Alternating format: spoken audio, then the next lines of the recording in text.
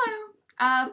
The following will be my lesson for teaching deep emotions to the learner group of teens who are relative beginners.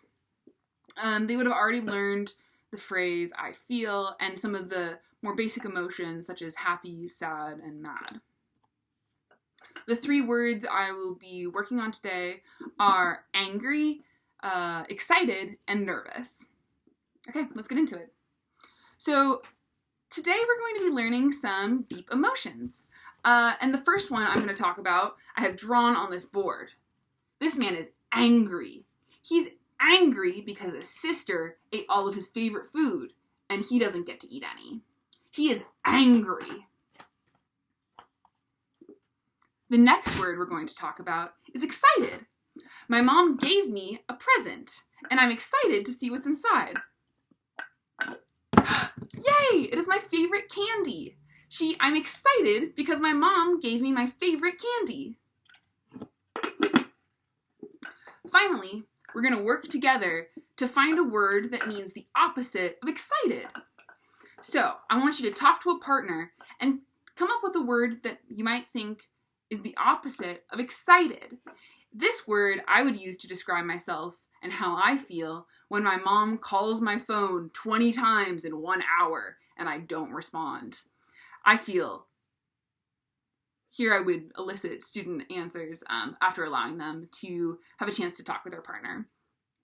I would steer them in the right track if they were giving answers that weren't right, and if they did give the correct answer, I would congratulate them for finding the word nervous. Okay. So I used 3 different methods to describe some of the more deeper emotions.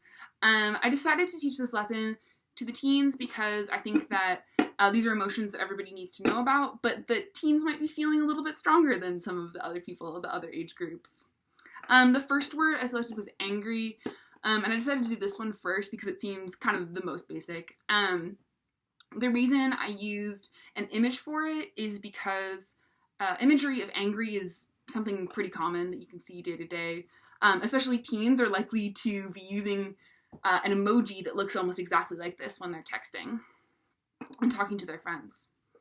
The next method I used was miming or physical actions, and I decided to use this for excited because I think that it's something that's a little bit more physical than a word such as happy, and I think that it's something that they might remember if it goes along with a little story about, why I'm excited about getting this box from my mom. So that one's a little bit more complicated than angry. I think an image might be confused if you were to look at it. It might seem like maybe they're happy or maybe they're some other emotion that's not excited. And finally, I decided to use a listening and kind of an antonym for the word nervous because I think the word nervous is a little bit less concrete. Students are probably likely to feel it a fair bit, but it's a little bit harder to describe through a mime.